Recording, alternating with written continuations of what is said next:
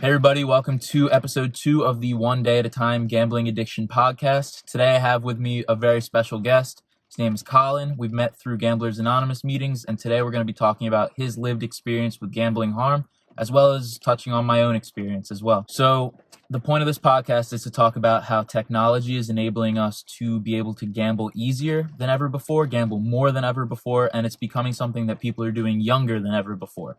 So today we're going to talk about that as well as Colin's story and my own. So Colin, do you want to do any kind of introduction for yourself?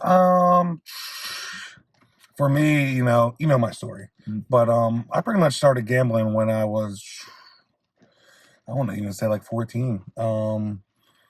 It started with like video games, like most kids do. You play video games, you play Madden, and then you're playing your boys, you're doing a tournament. Next thing you know, you lose $5. You lose the $5, you're like, most people are like, all right, shit, I just lost $5. But for me, it was like I had a, double or nothing. And, at a young age, like that's something that doesn't really register, you think about. But, for me, when I reflect and look back, I think that's one of my earliest points of like, noticing that's my brain's not operating, the way it's supposed to.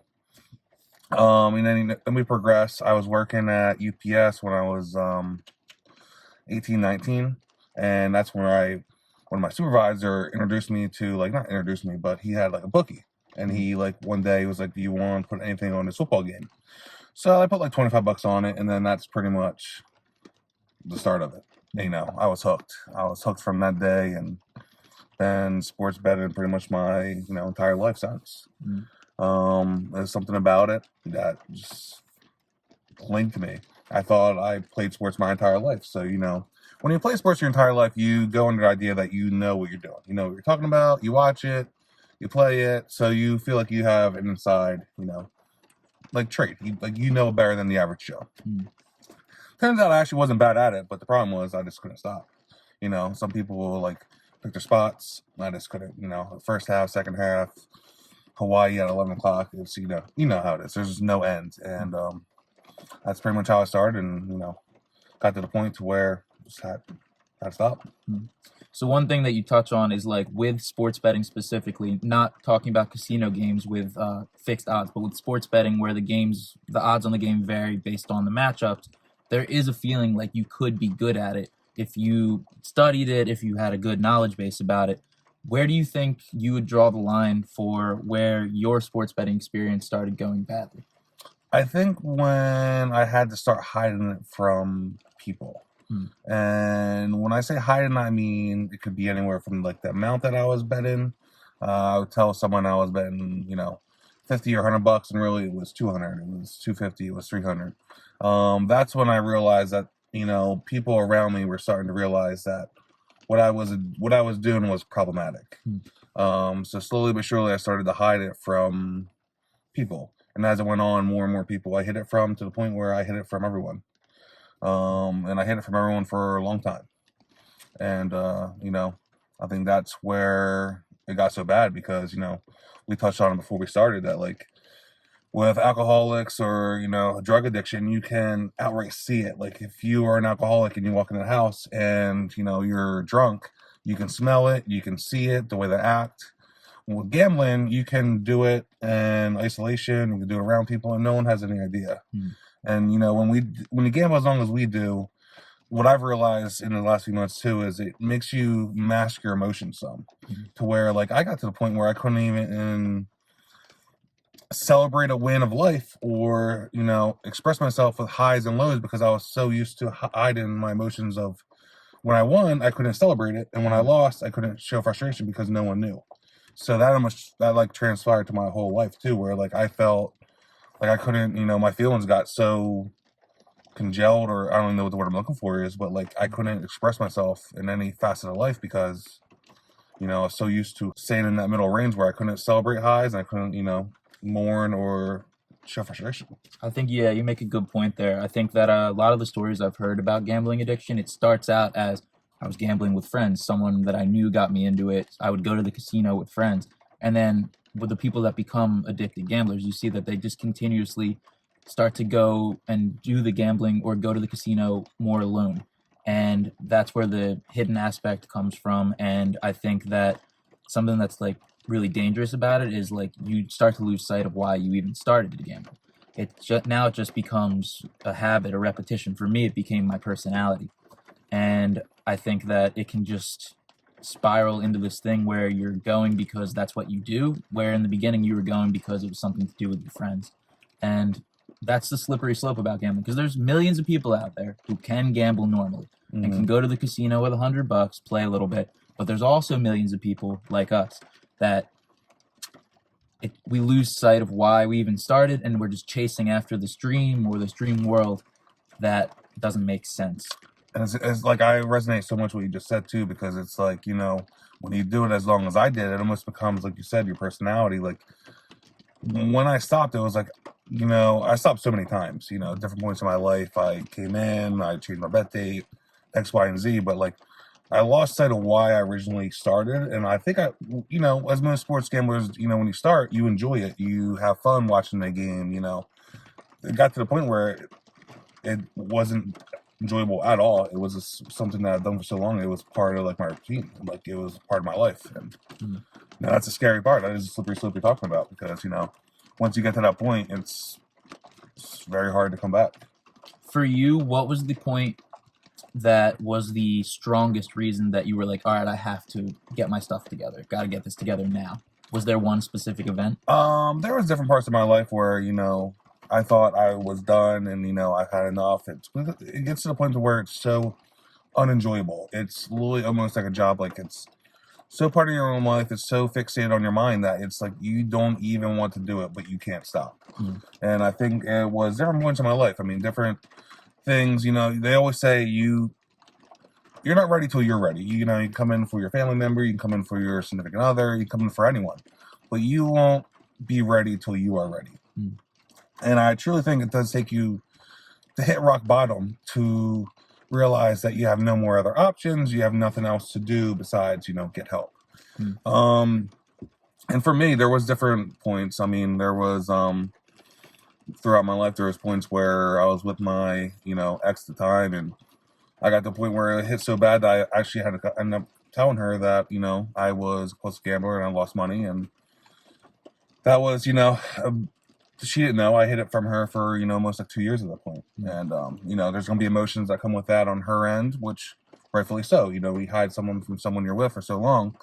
That was a big one for me. And then, you know, I think at that point I was done, but I still had the urges. And then, you know, we ended up breaking up, and I had a relapse then. And I think that was, you know, I kind of lost my sense of way in a way. Like, what was I doing it for? And so it took me a little while after that to find out what my way was and try to be a better person.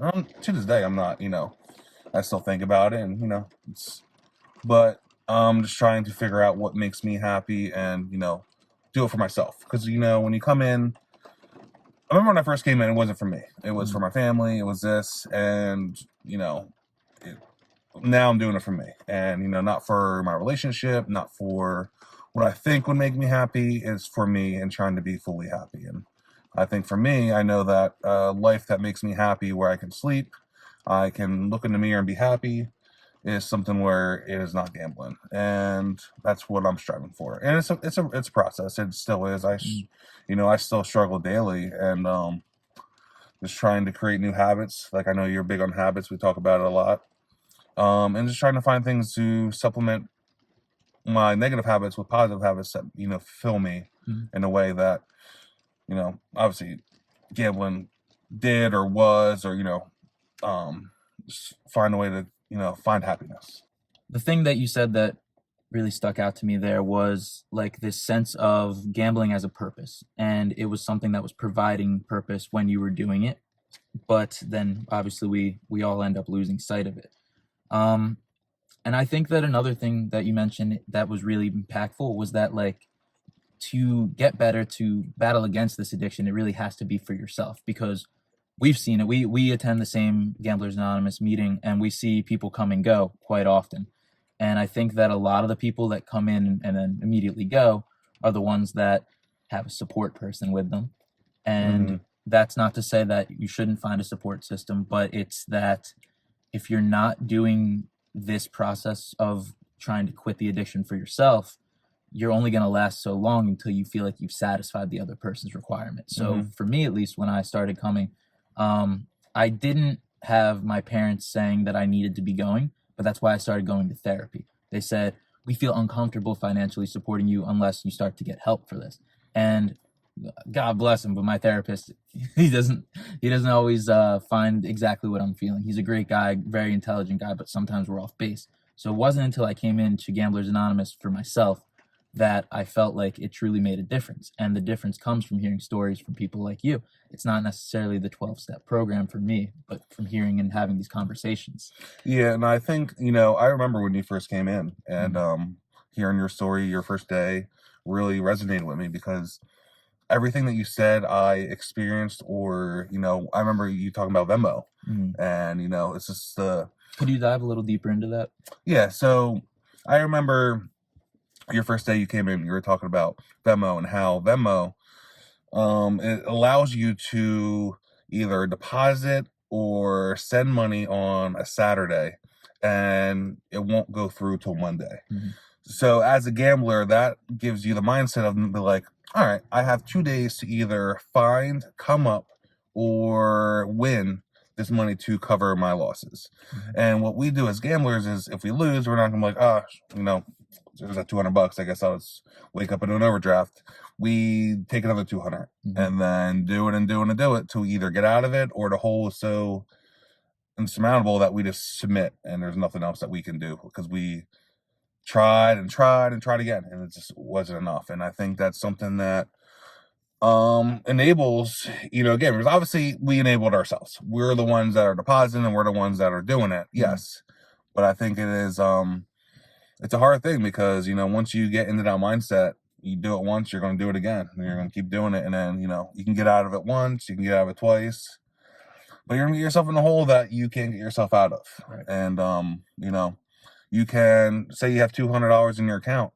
You can deposit $200 25 times if you want, and you can deposit 20 grand, $200 each time. Yep. And that can be very dangerous. That could ruin lives. And people are going to say, yeah, well, that's you're an idiot for doing that. Yes, 100% I agree. But when you're in a mindset that's not healthy, our mindsets aren't healthy. Right. And when you're ill or unwell, that's the things that we do. And we're the only ones that can stop it. Someone's not gonna be looking over your shoulder and stop doing that, because no one knows.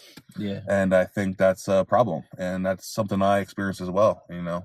I've gotten to myself in the situations where I couldn't get out of it, and I couldn't sleep Sunday night knowing that Monday morning was coming, and I didn't know what I was going to do. And it's a very slippery slope with Venmo. Right.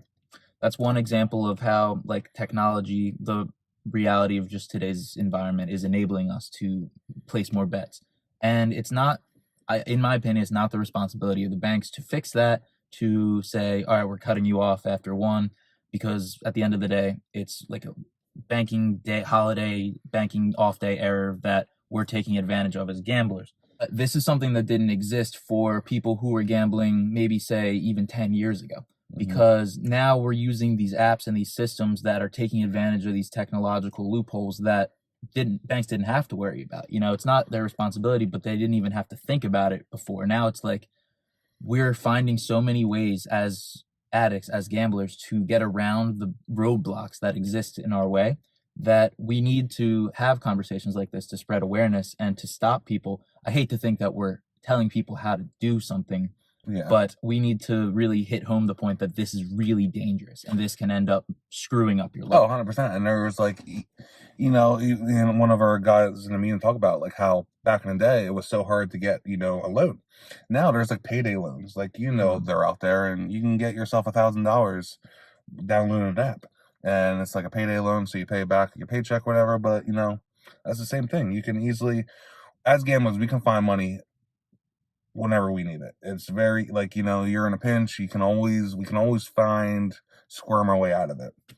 And that's the problem, because we get so good at finding and I guess what's the word I'm looking for, feeding our addiction, that we'll download apps, we'll Venmo, or rig the system however we can to satisfy what we need. Right. And that is, we need being in action. And it's a scary thing. I think that one thing that a guy from our meeting said, Harry, he said, if you're ever thinking about whether or not you should go to a Gamblers Anonymous meeting, you probably need to go to a Gamblers Anonymous meeting, because no non-addicted gambler would ever think that. And I think that every person who will hear this podcast that's non-addicted gambler will think, who would ever do that with that technology? Why would you ever take a payday loan? Why would you ever borrow money to finance gambling? And that's why it's one of the 20 questions to determine whether or not you're a gambling addict, is because we don't think logically. We do things just to satisfy that craving, to scratch that itch, as you say. So moving into another question I had regarding technology and its effects on gambling addiction, has the fact that the gambling has moved from the casino to your phone or computer made it more addicting for you in any way? It has. For me, I was never a big casino player, but when I went to casino, naturally I would, gamble and lose everything. I remember there was times I had to get picked up from the casino because I lost everything, but that's just how how I operated.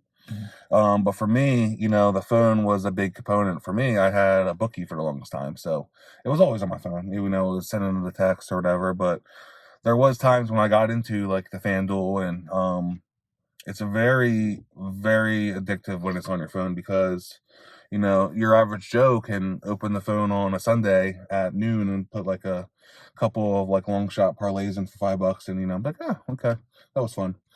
But for me, it got to the point where it was so addictive that it was on my phone that I couldn't go more than 5 minutes without opening it and seeing what kind of cool either live I could try to get, or something. And it was so addictive that it was nothing else in the world mattered. Nothing, I couldn't not check it for more than if I'm at work, naturally I won't open it, or but once my day's done and I have 6 hours to myself, that's where my mind goes. And that's where, from 7 o'clock to the time I go to bed, it's trying to maneuver the system to see, okay, well, the Bulls are losing by 30 and they're supposed to win, let me take a live or whatever.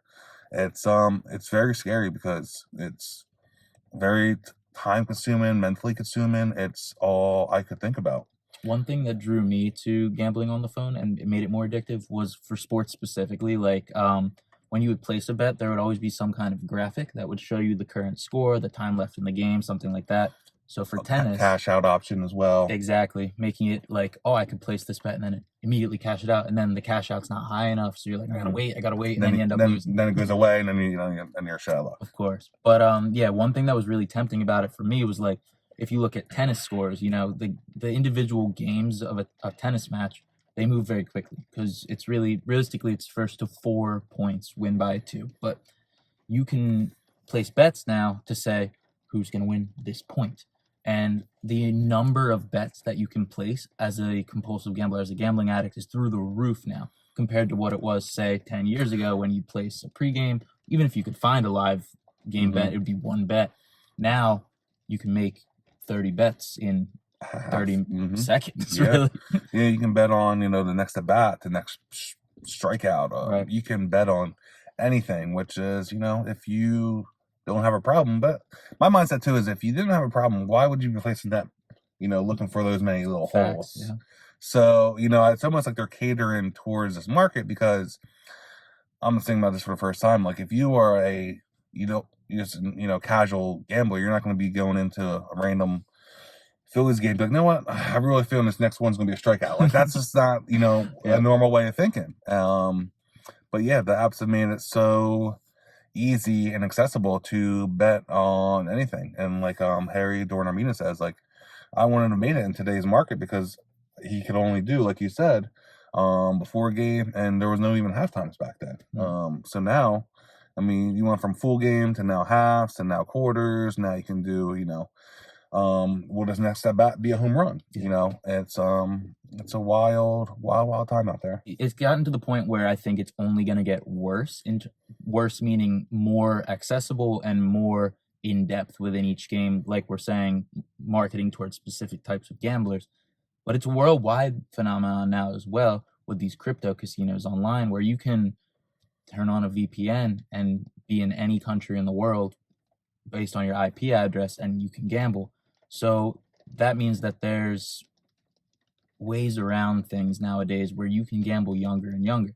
There's 16-year-olds with roulette addictions now because they flick on a location, they use cryptocurrency, and there's no age checks or anything like that. Touching back on sports betting, something that I've noticed, I'll ask you first. Do you enjoy watching sports anymore now that you're not gambling on them? So I say this all the time, and I feel like it's watching sports is like eating food without seasoning.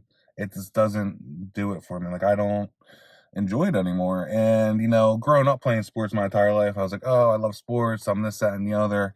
Now I think it's because I made it so high interest for so long that you take away that element, and it's just like, I like if I had the option of watching like guys grocery games or the Phillies, I'm gonna watch guys grocery games. And it's just like, it's just gotten to the point, I think it's because I diluted it so much through gambling that I just don't, I don't want to say care. I guess I kind of don't care. Like it just doesn't like, if it's on, I'm out at the bar or whatever and it's on, I'll watch it. But like I'm not going to go out of my way to watch it, or like I can't imagine watching a Phillies game for 3 hours. Like I feel the exact same way, and I think that it's a question that people should ask themselves that are very highly interested in sports. Is like, what is the reason that I'm interested in this? Because it could help you find a problem deeper down. If you do have a problem, that's not to say you can't love sports. Not to say there's not reasons to love sports, but if your reason for loving something is the fact that you can make money from it, maybe there's something wrong with that. And that's the way you feel is exactly how I feel regarding sports. It's almost take it or leave it at this point. Exactly. If you were to give a speech to all new gamblers, what would you tell them?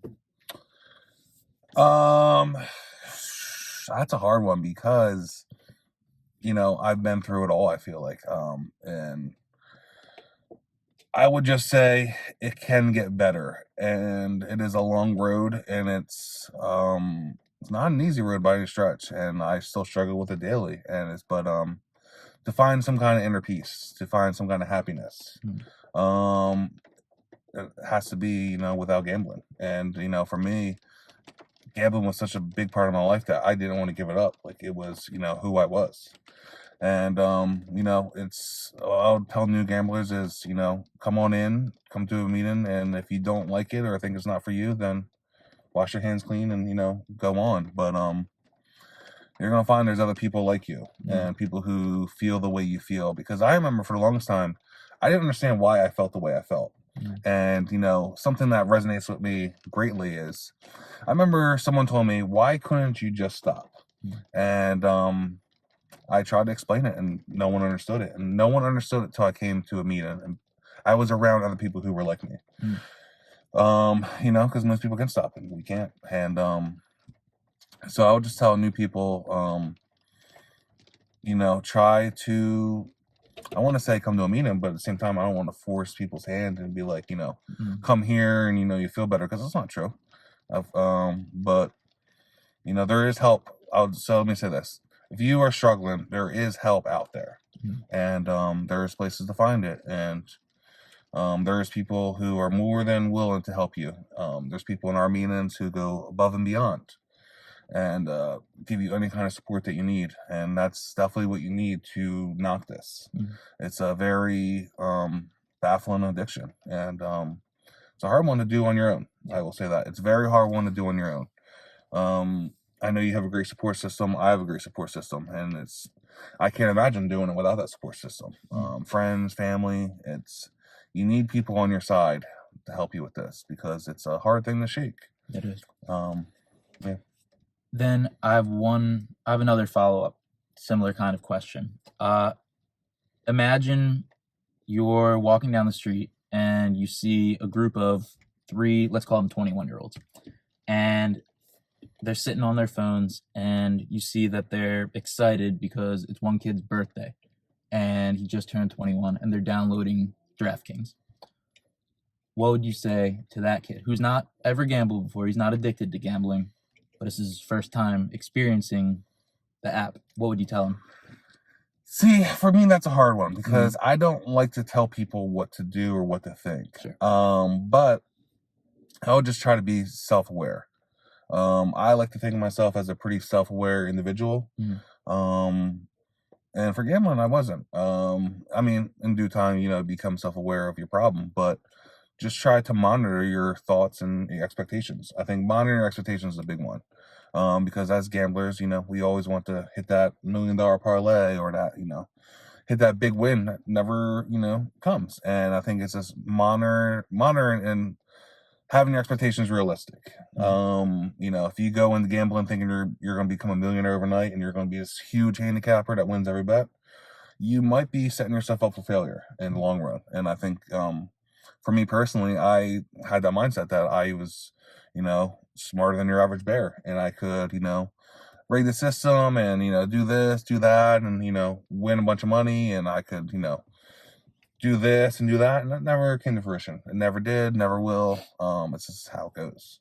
And I think I would just be, try to be self-aware and, monitoring your expectations of what it is, because it can manifest very quickly from watching the Phillies game with your boys and having a beer and putting $25 in the game, to manifest into where now you're doing $500 in the game in your bed by yourself and not telling anyone. It's you get from point A to point Z or whatever is B, C very quickly. I got you.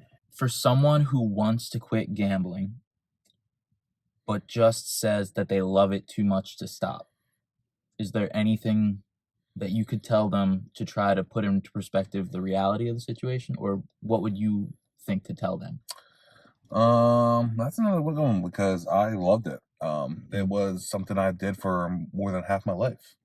And when you do something for more than half your life, it becomes part of you. It becomes, first thing you think about when you wake up, the last thing you think about before you go to bed. And it's hard to alter your mindset to view things differently.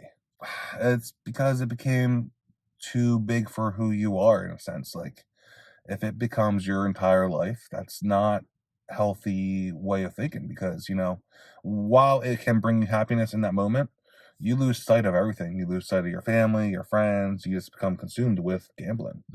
And it does mess with your mind mentally, your physical life. It messes with everything. And if it, not one thing should be everything in your life. And for me, the longest time, gambling was what brought me joy. And, it's hard to give up something that gives you joy, no matter how chaotic or how, the struggles that it brings. If it brings you joy in that chaos, it's hard to shake. And especially when you do it for as long as someone like me did it, where, it becomes who you are. And to shake that is a hard thing to do, because something I struggle with is, once you take that away, who am I? What do I want to be? And who am I when you take away the gambling? Because it takes up so much of your mental headspace that it doesn't give you time to think about your real issues, your real problems, your real life, because in your mind, you're thinking about the next line or the next parlay or the next game on. Your mind's in a spot that's like staying busy with things that you enjoy, so you don't have to bring yourself to dealing with your real issues. And I think that's something that gambling does, is it lets you gives you a vacation from your real problems. I just read about this term, but it's called escape gambling. And I read about it because I was looking up how many women are problem gamblers. And it turns out 95% of the women that are problem gamblers fall into the category called escape gamblers, where essentially you're pushing away some kind of underlying mental health issue. And that probably could be said about all kinds of gambling. But that is absolutely one of the main reasons why people gamble, is to just distract themselves and to get away from something. So yeah, I completely agree with what you said. I want to take the time to act out a day in my life on gambling and a day in my life off gambling. So before and after giving up gambling. And so for you, just real quick, what does a day look like in your life when you are in that gambling addiction stage? And then what does a day look like in recovery? For me, that's hard, because my life in terms didn't change for a long time. And I did the same things that I was doing while I was gambling when I wasn't gambling. And something that someone said to me, you have to make change. And it took me a while to fully make that change to feel better. Now I'm at a spot where I feel better because I've made changes. But for a long time, my day in the life of gambling and a day of life without it was the same, because I hid it for so many people for so long that a day in the life gambling for me was a normal day because no one knew. So it's not like I could go to the bar and sit there for 6 hours and watch games, because people are gonna be like, "What are you doing? You're gambling." So for me, I hid it for so long. I'm talking 5, 6 years, but probably like 4, since everyone, all my friends were like, "You need to knock this shit off. Like, we don't want to hear about it. We don't want to do no mention of us to gambling because you're bad." So for me, my life was, which was scary, was the same, because I hid it for so long that my day was the same. There was no my mind was different, but what I did from wake up to going to bed was a normal life, in a sense, that I went to work. Whether I was DoorDash at the time or whatever, it was just a normal play video, whatever it was a normal day. It was just in my mind, and what I was doing was different than the actual, and that's the point that got so scary for me, is because I hid it for so long. It became, no one knew how I was ever feeling, how I was, anxiety or the stress or the anything, because I just had to mask my daily interactions, my daily feelings for so long, that it became such a, that where now I'm like, shit, I couldn't express myself for so long, because I just couldn't. I was hiding so many things about what I was doing, that, I couldn't show happiness. I couldn't show sadness. So that's for me where my day in life would be almost the same. It was just, if you could take a mental shot of my mind, it would be, two different, where super chaotic and 1,000 thoughts, where, now it's a little more peaceful. Yes, the thoughts are still there, and, we try not to bring more chaos in my life that already exists. Sure. That's a really interesting answer, because that's not how I expected the answer to end up.